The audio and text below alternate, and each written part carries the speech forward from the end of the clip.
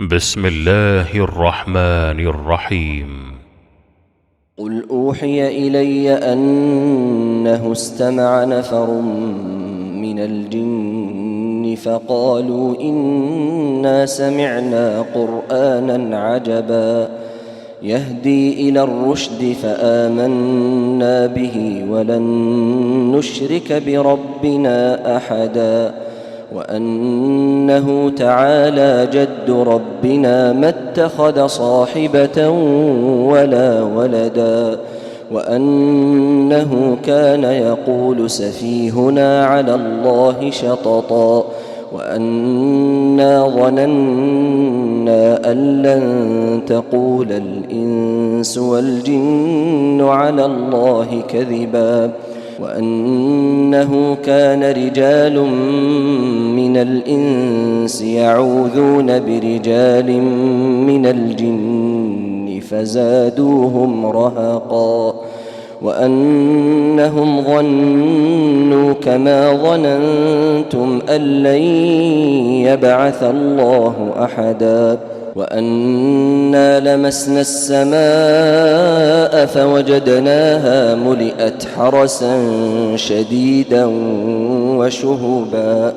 وأنا كنا نقعد منها مقاعد للسمع فمن يستمع الآن يجد له شهابا رصدا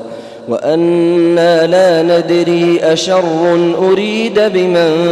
في الأرض أم أراد بهم ربهم رشدا وأنا منا الصالحون ومنا دون ذلك كنا طرائق قددا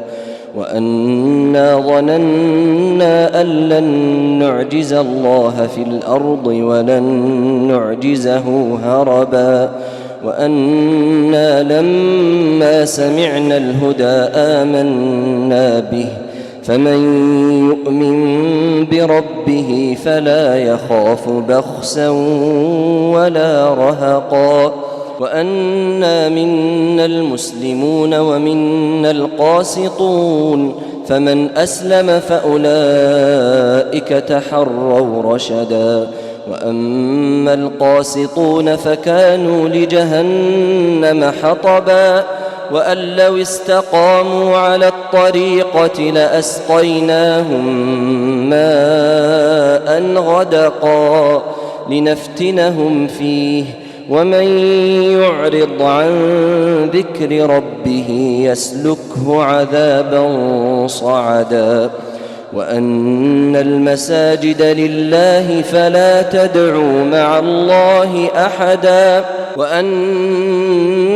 لما قام عبد الله يدعوه كادوا يكونون عليه لبدا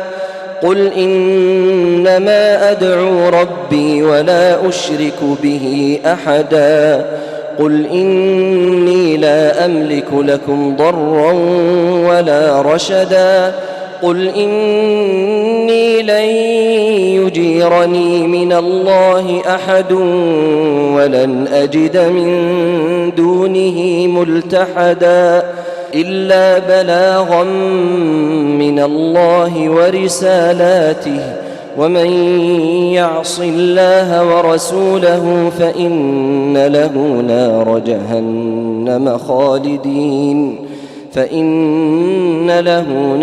جهنم خالدين فيها أبدا حتى إذا رأوا ما يوعدون فسيعلمون من أضعف ناصرا وأقل عددا قل إن أدري أقريب ما توعدون أم يجعل له ربي أمدا عالم الغيب فلا يظهر على غيبه أحدا